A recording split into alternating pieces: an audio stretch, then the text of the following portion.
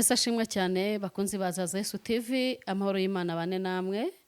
Ndongeye ngarutse kuri kamera nje kubabwira ko nari mbakumbuye, mbakunda urukundo rwinshi cyane kandi urukundo rw'umwimerere, nari mbakumbuye cyane. Rero ndababwira ngo rwose aho uri hose muze dutera agatebe twumve ijambo ry'Imana, mutera agatebe rwose tuganire.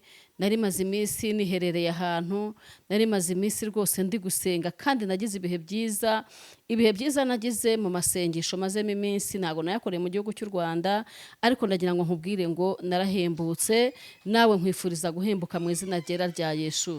Rero ndabakunda cyane kandi murabizi neza ko munkunda namwe murankurikirana, niyo mpamvu nifuje kuzana rwose ku mavuta mvanye hariya hakurya, ku bihe byiza nagiriye hariya hakurya, nje kukubwira ngo rwose tubane maso, turahembuka mu buryo bw'umwuka. Rwose nzi ko turahembuka kandi nzi neza yuko nukurikirana iki kiganiro tugiye kugirana, ndahamya neza yuko hari aho urava ugere n'ahandi, kimwe nuko nanjye hari aho navuye nkagera n'ahandi.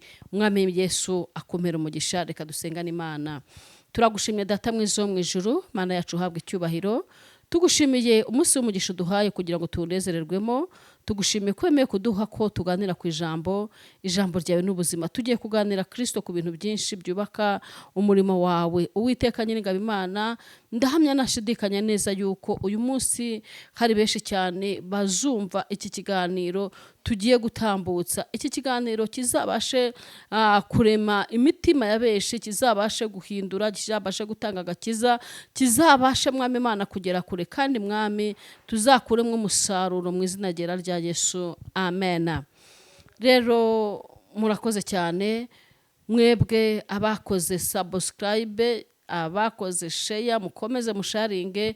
Ndifuza ko iki kiganiro uzagisharinga, ukagisharinga inshuti yawe kikagera kure. Rero mu masengesho nasenze, ndagira ngo nkubwire ko mu masengesho nasenze nizemo ibintu bitatu. Nizemo kubabarira, ukababarira n'utagusabye imbabazi. Nigamo kubabarira, ukababarira n'umuntu wapfuye mufitanye ikibazo. Burya hari ukuntu umuntu apfa, agapfa mufitanye ikibazo, ndetse agapfa akuboshye.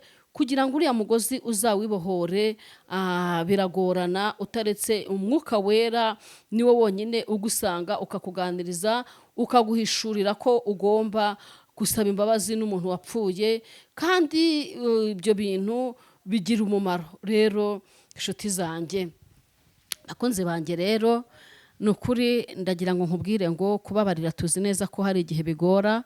Kubabarira tuzi neza yuko cyane cyane twebwe abadamu n'abagabo bamwe na bamwe tuzi neza yuko umuntu ababarira umusabye imbabazi. Imana ishimwe. Nje kukubwira yuko kubabarira atari ukuvuga ngo urababarira ugusabye imbabazi gusa. N'utagusabye imbabazi kugira ngo wibohokere, wibonere umugisha w'Imana, ugomba kumubabarira, ukababarira uwagukomerekeje, ukababarira uwakubabaje, uwakurijije amarira. Ijambo ry'Imana ryo ryaravuze ngo numubabarira uzaba umusutse amakara ku mutwe. Babarira wa muntu wakubabaje, babarira wa muntu wakurijije amarira, babarira wa muntu mwagiranye ikibazo utagombye ko aza kugusaba imbabazi. Ibyo bintu narabigerageje ndabishobora. Uyu munsi y'isaha ndagira ngo nkubwire ngo nta muntu n'umwe dufitanye ikibazo. Niba warambabaje, niba warankomerekeje, niba warandijije amarira, uyu munsi wa none namaze kukubohora, namaze kukubabarira.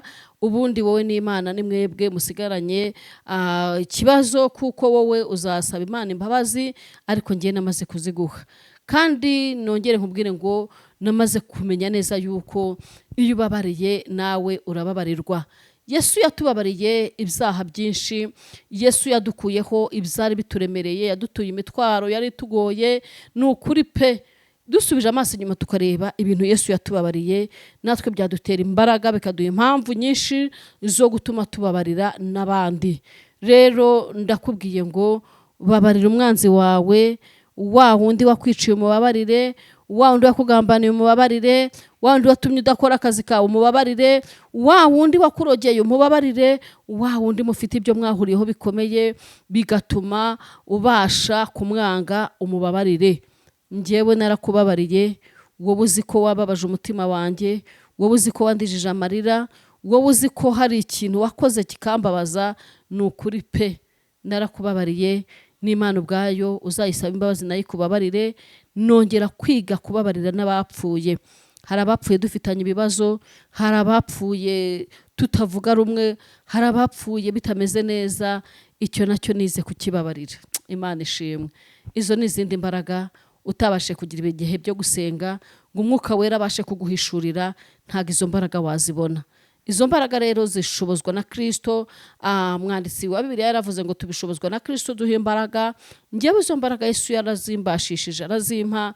Ndagira ngo nkubwire ngo nawe ubwawe uzisabe, kandi na Bibiliya iravuga ngo niba uzi ubwenge ubusaba Imana, ariko niba uzi imbaraga uzisaba Imana, Imana irazitanga. Yesu aguha umugisha. Narababariye, mbabarira abantu, abapfuye ndabababarira, ba bandi batabasha kuvuga ngo bambwire ngo mbabarira, narabababariye kugira ngo njyewe ubwanjye mbashe kubona umugisha. Nuko iyo ntambwe nayiteye, ndakwifuriza nawe gutera iyo ntambwe kugira ngo tuzabashe kubona umugisha. Hari ibintu byinshi cyane nabonye bidufungira inzira, bikadufungira imigisha. Rero iyo wamaze gusobanukirwa neza ibyo bintu, ni ukuri umugisha wawe urafunguka. Numara kumubabarira, wirinde ko yakongera gukomeretsa umutima wawe. Imana ishimwe. Mubabarire. Ikindi kintu mwahuriramo icyo ari cyo cyose cyatuma wongera gukomereka, ukirinde. Ariko umutima wawe n'ubwenge n'ibitekerezo byawe rwose utumbire Yesu wenyine. Imana ikugirire neza. Ari ikindi kintu nize ku cyaha. Imana ishimwe. Icyaha kiratubata. Icyaha gituma dutakaza ubwiza bw'Imana. Icyaha iyo twagikoze iteka ryose, ni ukuvuga ngo tuba twikururiye umuvumo. Hari ibyaha dukora, tukabikora tuzi neza ko bituryoheye, tukabikora tubona rwose ibyaha nta kibazo kibirimo. Ariko reka nkubwire, iteka ryose iyo ugambaniye mugenzi wawe ukamukuza ku kazi, ni umuvumo wikururiye, ni umuvumo ukururiye urubyaro rwawe, ni umuvumo ukururiye umuryango wawe. Iteka ryose nukora icyaha wakigambiriye, ukagitegura ukagishyira no mu bikorwa, umenye neza ko ni umuvumo uri kwikururira. Ibyo tubiba nibyo dusarura.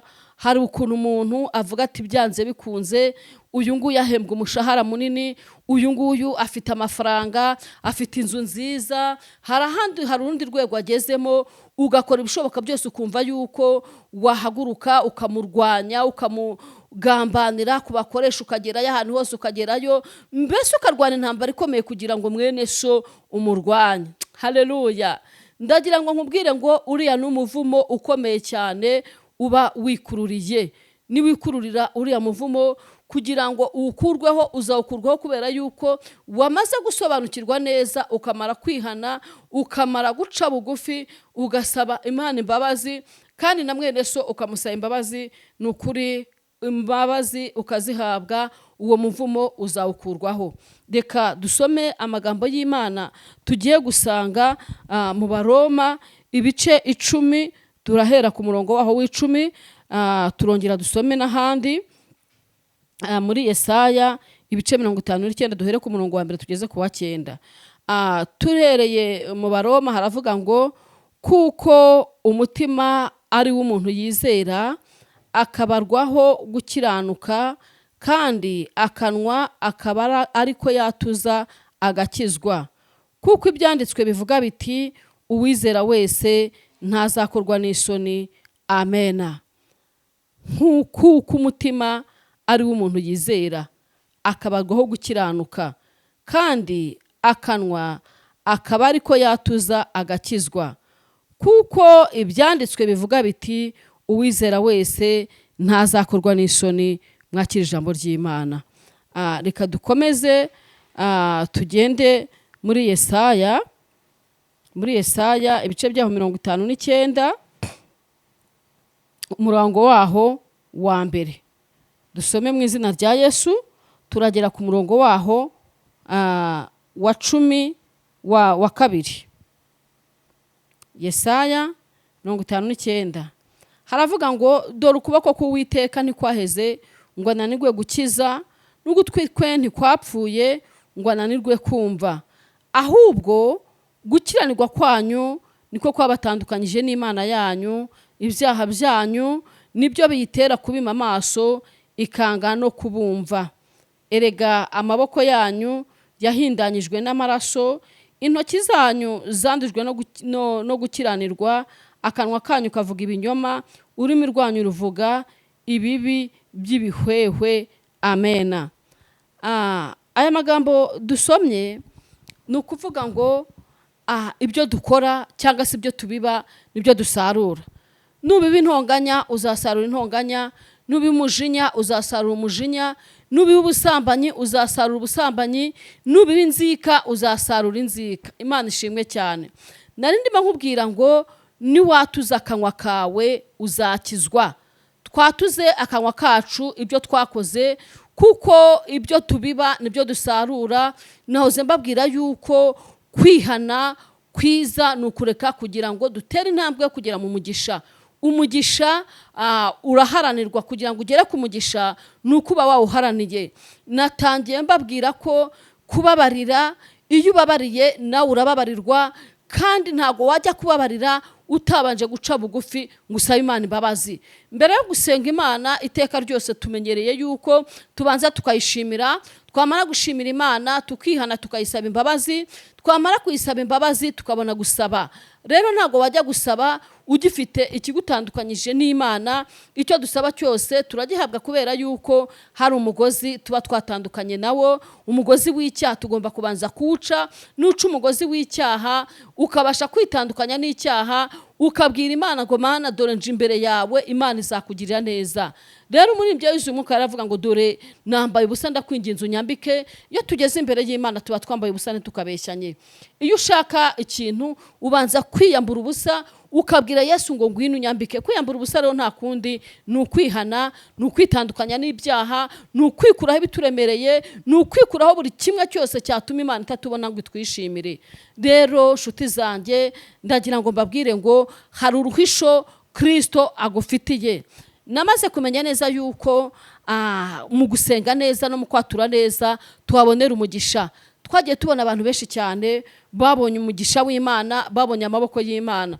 Ngiye simbabeshye, aho nari ndimo ndi gusenga nahaboneye Imana amaso ku maso, nahaboneye ukuboko kw'Imana, nahaboneye imirimo y'Imana. Nabonye mu gusenga neza indwara zikira, nabonye mu gusenga neza ibipfamatwi byumva, nabonye mu gusenga neza amadeni arishyurwa, nabonye mu gusenga neza ubukode Imana irabwishyura cyangwa ikabukuraho ikakubakira inzu.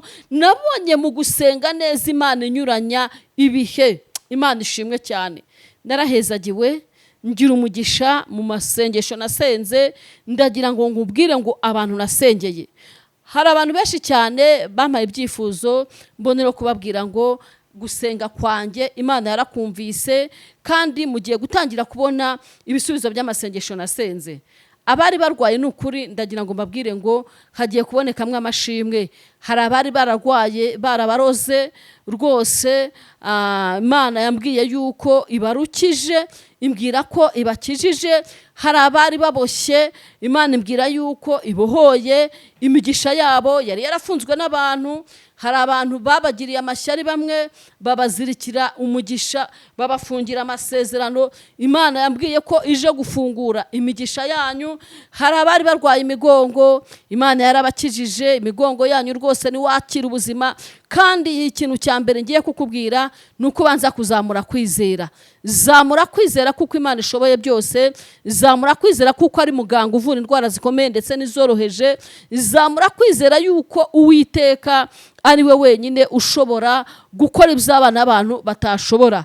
Nabonye Imana yishyura minerivare, nabonye Imana igaburira abantu ikabaha sitoke z'ibihe bishize kera, nabonye Imana yishyura amadeni amaze igihe kinini, nabonye Imana ibasha guhagurutsa umuntu wari ikimuga agahaguruka akagenda yemye.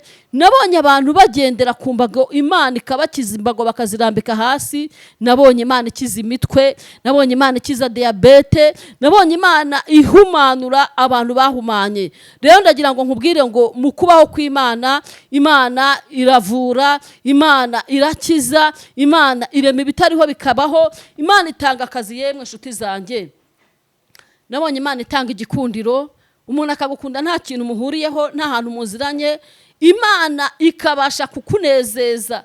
Nabonye Imana inezeza imitima ya benshi, nawe ndakwifuriza kunezezwa n'Imana y'isaha.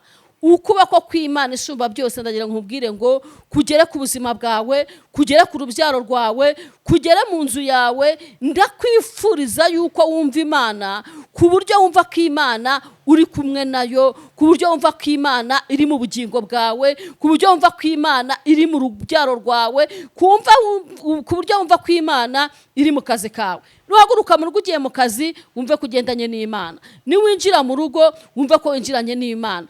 Kandi aho Imana iri biramenyekana. Aho Imana iri abarozi barahahunga. Aho Imana iri ni ukuvuga ngo ubwiza bw'Imana buraboneka, nawe urebe mu buzima busanzwe. Nureba mwene so uramubona mu bwiza bw'Imana, nanjye ninkubona nkubone mu bwiza bw'Imana. Imana ishimwe cyane. Njyewe nabonye Imana ikora ibizananiranye. Urugero, umaze imyaka myinshi cyane usenga, ariko amasengesho yawe ukumva kadasubizwa. Hindura uburyo bwo gusenga. Buriya nakubwiye, banza wature, banza wihanuce bugufi usabe Imana imbabazi. Numara kuzisaba imbabazi, usabe n'abo wagiriye, n'abo mwagiranye ibibazo ubasabe imbabazi. Kabone niyo baba batazigusabye, ubasabe imbabazi. Nurangiza uhindukire usabe imbabazi, uzibahe. Uha imbabazi babandi bapfuye mufitanye ibibazo, ubaha imbabazi utagombye ko bazigusaba. Imana ishimwe cyane. Nurangiza wongere uhindukire usenga ubwawe, umenye ngo mbese ngiye uri gutanga imbabazi, umutima wanjye umeze neza? Ese nta muntu dufitanye ikibazo? Ese nta kindi cyaha mfite? Ese yaba ari mu rugo rwanjye cyangwa mu muryango wanjye nta kibazo gihari? Imana ishimwe cyane. Iyo ni intambwe ikomeye ugomba gutera kugira ngo ugere hehe? Aho Imana ibasha kuguhera umugisha. Imana ishimwe cyane. Umutima wanjye niwo wonyine uzi ibyo nkora. Ganiriza umutima wawe, Umwuka Wera, usabe Umwuka Wera aze muganire, aze mubane, aze muturane, kuko Umwuka Wera namaze kumenya neza yuko niwo mujyanama w'ubuzima bwacu bwa buri munsi. Imana ishimwe. Muri mbyuzuye Umwuka Wera arahamagara ngo hamagara, hari uwakumva. Hamagara Imana, Umwuka Wera araza abasha kukubwira ibyo wakoze, kuko hari igihe twisanga twiyise abakiranutsi, kandi Bibiliya yaravuze ngo n'uwiyita ko ari umukiranutsi aba yise Imana inyabinyoma. Rwose ntago uri umukiranutsi imbere y'Imana, nanjye sindi umukiranutsi imbere y'Imana. Twese twakoze ibyaha, ntitwashyikira ubwiza bw'Imana. Ariko kugira ngo duhabwe umugisha, nuko tubanza kumenya ko turi abanyabyaha, nuko ubanza kumenya neza yuko wacumuye, nuko hari ahandi hantu ugomba kugera. Imana ishimwe cyane. Ikindi kintu nongeye kwiga cyane ni gutanga 1/10. Imana ishimwe. Bibiliya yo ibivuga neza. Maraki aravuga ngo mwese mwarateshutse, ngo ntimwashyikira ubwiza bw'Imana, ngo twarangira tukabazanya ngo twakwimye iki.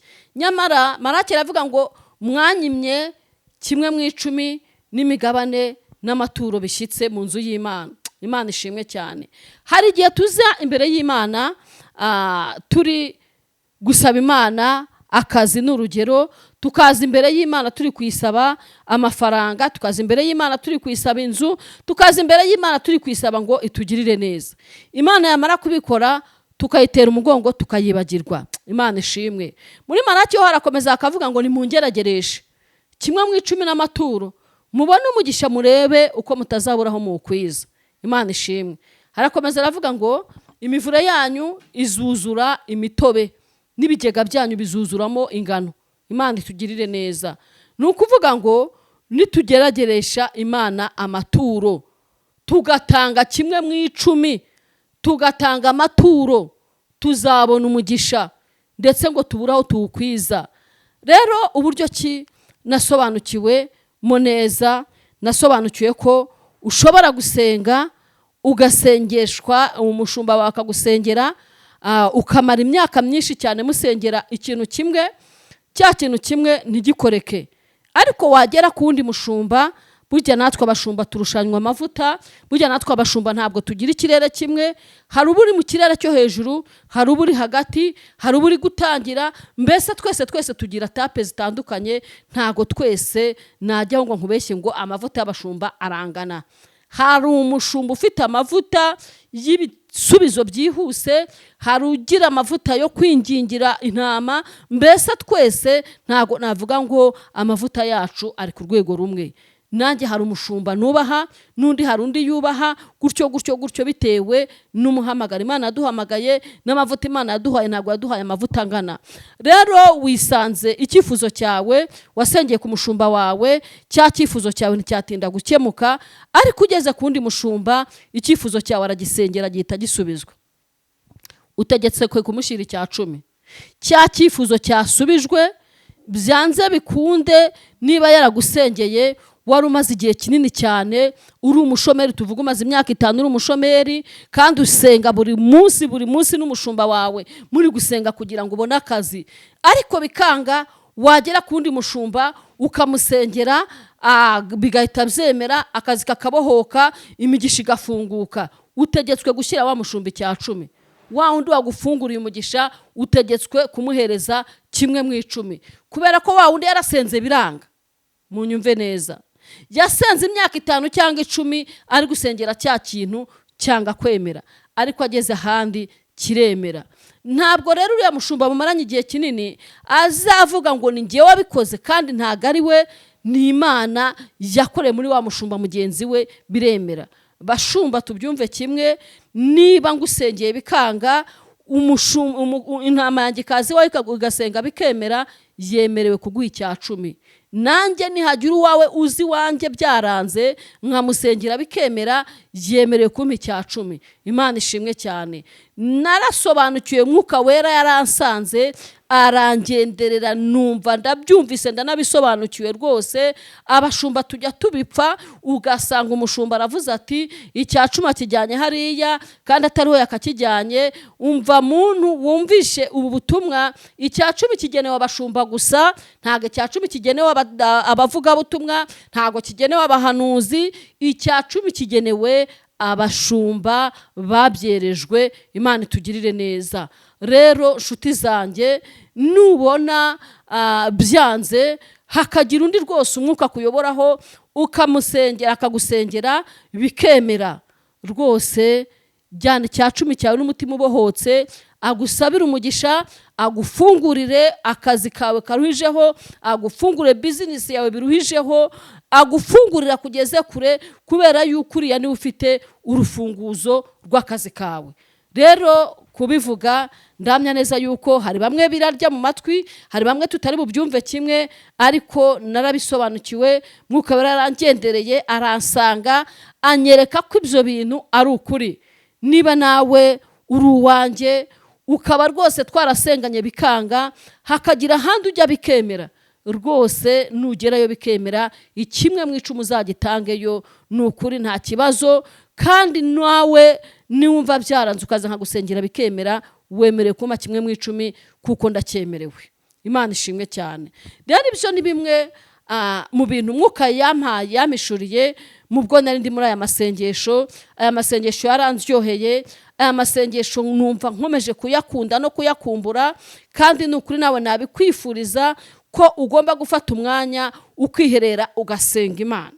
Mu gusenga Imana ibyanze kwemera biremera, mu gusenga Imana ibimeze nk'imisozi birariduka, mu gusenga Imana indwara zirakira, mu gusenga Imana amadeni arishyurwa, mu gusenga Imana minerivali z'abana ziraboneka, abana bakiga ku bigo byiza, ababuze ubwenge bakabubona, ababuze ibyo kurya bakabibona, ababuze imyambaro bakayibona. Shuti yanjye, ni igiki cyiza nko gusenga? Umva reka nkubwire, gusenga ubigira intwari ikomeye cyane, kandi nudatanga 1/10 uzaba wiziritse umugozi, uzaba wihambiye icyaha, Imana izakikubaza. Kuko ushobora gukora ugakora bikagenda neza, Imana ikakureka. Bibiliya yarambwiye ngo ibyo urabikora nka kwihorera, ugakora akazi kakaryoha, ukabona amafaranga menshi kandi meza, akaza ukayaryohamo, ukavuga ngo niba mbonye 5,000,000 gutangamo 500,000 rwose ni icyaha naba nkoze, ukumva yuko uzaba uhombye, wibagiwe uwaguhaye, kandi uriya waguhaye uzongera ujya kumusaba. Imana ishimwe cyane. Hari igihe Imana ikureka ikakwihorera, amafaranga ukayaryohamo, ariko mu gihe ka kazi karangiye, mu gihe ubushomeri bukugezeho, ntabwo uzongera kuyisaba, kandi icyo yaguhaye warayimye. Imana izagukina ku mubyimba, kubera yuko yaraguhaye urya wenyine, warariye, urinezeza, uradabagira n'umuryango wawe, ariko Imana uragibagirwa. Rero gerageresha Imana 1/10, urebe ukuntu izaguha umugisha. Yigerageze, urebe ukuntu izagushumbusha. Hari umwe twaganiriye arambwira ati none se nkanjye ko ntanga 1/10, icyo 1/10 ntanga nkaba nta nyungu yacyo mbona, icyo 1/10 ntanga nkaba mbona nguma ku buzima ndimo, ahubwo n'akazi nkakavaho, umuri 1/10 kimariye iki? Banza utegura umutima wawe mbere yo kugira ngo utange ituro ryawe. Banza utegura umutima wawe, ubwire umutima wawe ko ugiye gutanga 1/10 ugiye guha Imana ibyayo. Imana ishimwe. Numara gutegura umutima wawe, usenge. Uriya mushumba ushiriye 1/10 azagufasha gusenga, azakuzamura, azakwinjiza mu kirere cy'umugisha wawe. Ntabwo uzatanga 1/10 ngo uhombe. Uzahomba kubera ko wagitanze nabi. Nugitanga witotomba, nugitanga uvuga ngo Imana ngo nayo ngo kubera iki ngo tuyiha kandi ari iba yaduhaye. Benshi barabivuga, ugasanga abantu bafite imyumvire, nyamara rero uri kwikwegera umuvumo. Umuvumo mubi ni uwo kwima Imana ibyayo. Umuvumo mubi ni uwo gukora ibyaha ubizi nkana. Umuvumo mubi ni uko Imana igusaba, warangiza ukumva yuko imbaraga zawe cyangwa ubwenge bwawe ari byo bikubashishije kubona ibyo ngibyo. Gerageresha 1/10 Imana, wigerageresha amaturo, urebe ukuntu izaguha umugisha, urebe ukuntu izakwagura, urebe ukuntu izakuzamura. Natwe abashumba dutanga 1/10. Ntabwo twakwishimira ko mutuzanira 1/10 ngo turangiza turye gutyo gusa. Natwe tugira abadukuriye tugomba guha 1/10. Imana ishimwe cyane. Rero wowe mu Kristo, niba uzi neza ko wamenye Kristo, ukumva ko ugiye gukurikira Kristo ukamukorera nk'umwami n'umukiza wawe, gendera ku mategeko. Amategeko n'amabwiriza bya Kristo birakurikizwa. Imana ishimwe cyane. Yemerere ube imbata ya Kristo, ibyo uzasaba Data byose uzabihabwa. Aya magambo ndayavuze araryohera bamwe, abandi ntari baryohere, bamwe bazayumva, abandi bazabisimbuka, ariko wabyumva utabyumva ni message wagombaga kwakira.